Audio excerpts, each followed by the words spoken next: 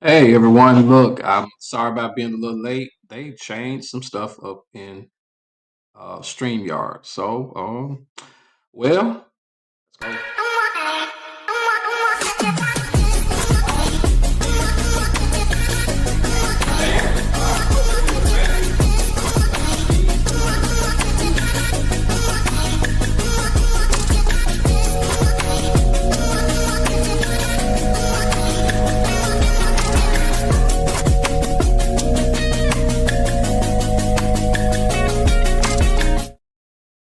Well, that's just how life is. Sometimes they change stuff up at the last minute. We're on now, a couple of minutes late, but I'm glad to be back. We weren't here last week for Thanksgiving, and that hope everybody had a great Thanksgiving and had spent time with their family. I actually spent time with my family, and it was time well served. Been thinking about you all a lot. Been thinking about this. Been thinking about coming back and talking about what my experiences have been within the last couple of weeks. And they've been trying. They've been very trying because anytime you're trying to do something that has never been done before, whether it's within yourself or whether it's within your community, it's trying. It is trying because it introduces you to things about yourself that you didn't know. And it also introduces the community that you're building in, thing about themselves that they didn't know. I literally had to sit down with my team the other week and apologize, because I'm very big on asking, what is it that you want? What is it that you want to accomplish? What is it that you want out of life? And I would listen to them and they would tell me, their desires, they would tell me what they want. And then I realized I never really told them what I wanted. And I think one of the reasons I didn't tell them was because I was afraid to admit what I really want. And what I really want, after I really did a deep assessment within myself, was I want to change the world. Yeah.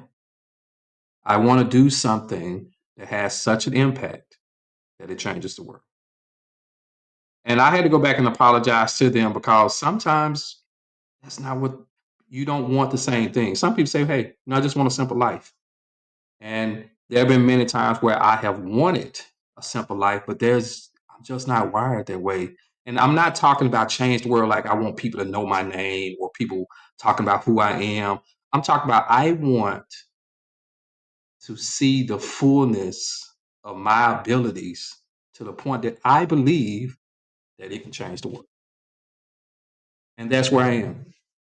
I apologize to them because it was only at that moment that I realized that even though everyone is talented and even though everyone people are following me, they may not want this. They may not want a journey that could potentially change the world. Maybe they want something smaller, or maybe they want something even bigger. But I think it was important for us to realize, do we even align at this moment? Is this even something that we want to do? And as I continue to keep working on me, I just felt the sadness of letting go who I was because who I'm becoming is not the same person I was when I started. And what I want to accomplish, I can't accomplish this as the person I used to be. But no one told you that that's a sad process. No one said that that process of letting go of who you had to be to survive comes with grief because it's a loss. So it's been very trying this past week. It's been very trying to wrap my mind around it and to get in a place of being okay with that because it's been very confusing. This has been very confusing because you would think um, you would think this is a good thing. You would think that this is what I wanted, but it's not what you think. It's a sadness. It's a sadness because it makes you question who you've been all this time. And then it makes you question why were you that way? And the only thing that I can think of is I did this to survive.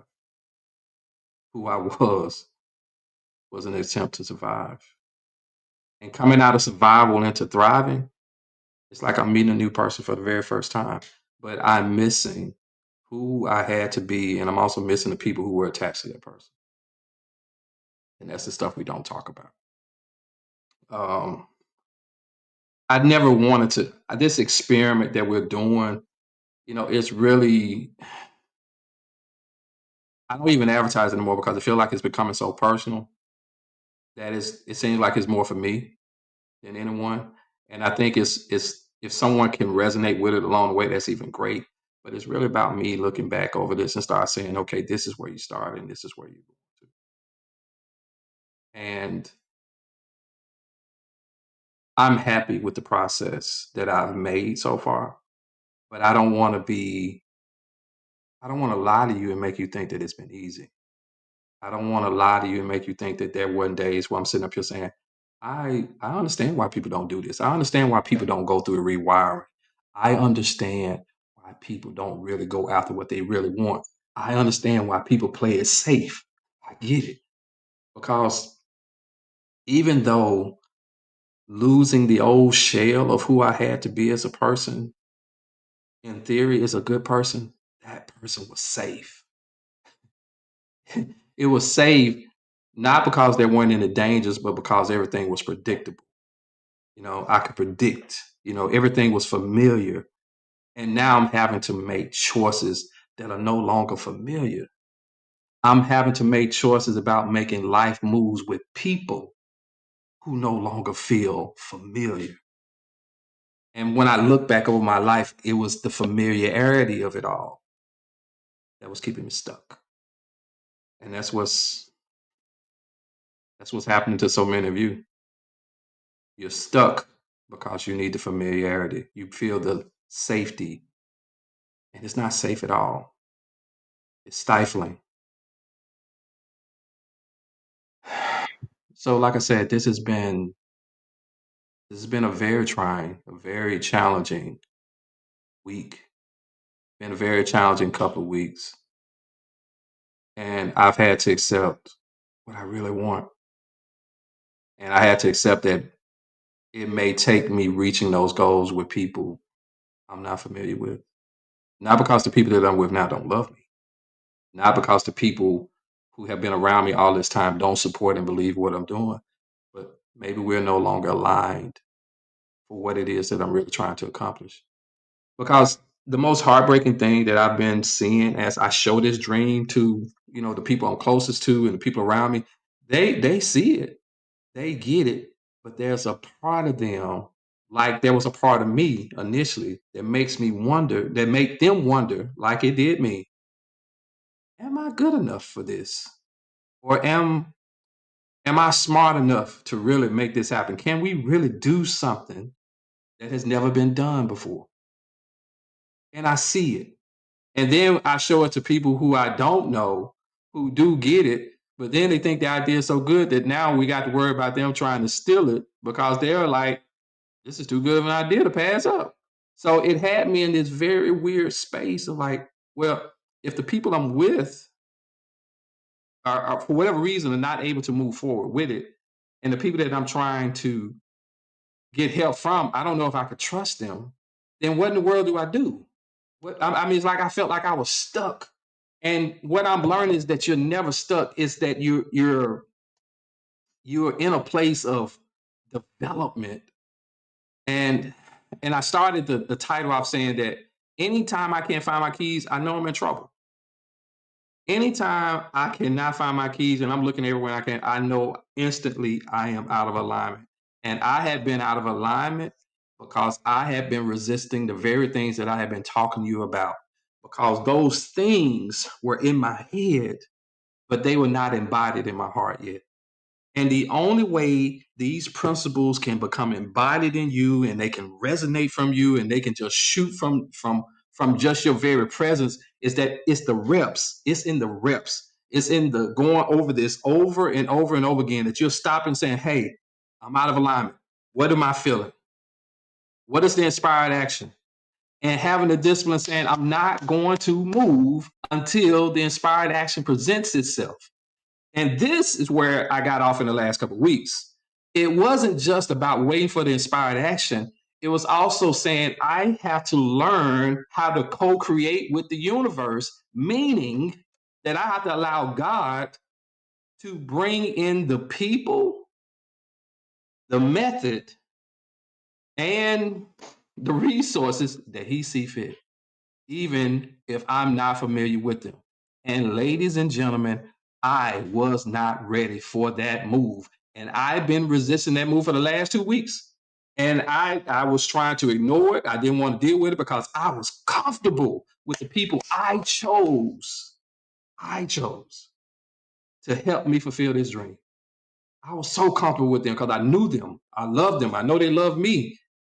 And I did not give God any space to say, let me choose who's going to work with you to bring this out. Because my fear was, what if he brings in somebody I don't know? What if he tells me to go somewhere other than Mississippi? I was resisting that because that was too big. That was too foreign. That was too outside of my comfort zone. I could do the dream, but I got to pick the people. No, no, no. When God gives you a dream, your dream is to hold a vision. Your sole purpose is to hold the frequency of the vision that He gave you. It is God's job to provide who, when, and where. And that's the thing that I was trying to force. I was trying to force when it happened. I was trying to force who it happened through. I was trying to force what people would be involved and what people would not be involved. That's what I was trying to force. And that is why I couldn't find my keys and I was out of alignment. And in the last couple of weeks, I've had to go through a grieving process of letting my way go and letting go of how I operate. Because you know what my nickname was growing up? My nickname was Speedy. That's my nickname. I identified with speed. I identified with speed and ferocity. That was my personality. That's how I made films. That's how I made everything. But now I am trying to adopt this allowing process, and it's been kicking my butt because I didn't want to let go of those parts that I like best about myself. I like the fact that I used to do stuff fast. But then I could just hear my inner being saying this so clearly. You're not going to be first. And that was depressing me because I've been talking about micro dramas. I've been talking about this marketplace. I've been talking about Film Flow 7. And I have been seeing folk each week talk about, look, we're going into the vertical platform. Now fan base is starting to do the vertical platform in Atlanta. Then I saw some people I knew in Alabama that now they're talking about we're creating micro dramas on our platform. Each week I was sending it to my team like, look, we need to speed up. People are catching on. These brands are talking about creating their own studios. Look, the stuff that I've been telling y'all in our meetings, they're literally doing out public. They're literally doing it right now. We need to do something. We need to move. Nothing. Nothing was happening.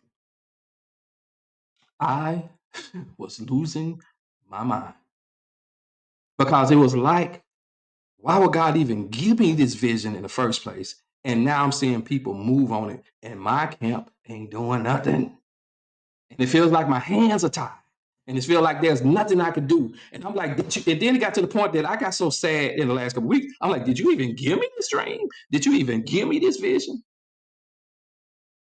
And at the moment where I was just like, something, I'm not gonna even try to think about this. I'm gonna try to enjoy Thanksgiving. I'm gonna try to enjoy my people. I'm trying to spend time with them because I don't want to be stressed out about this because I can't make people see it. I can't make people move on it. But internally I knew it was something dealing with me and not them, but I couldn't put my finger on it. And then it just happened.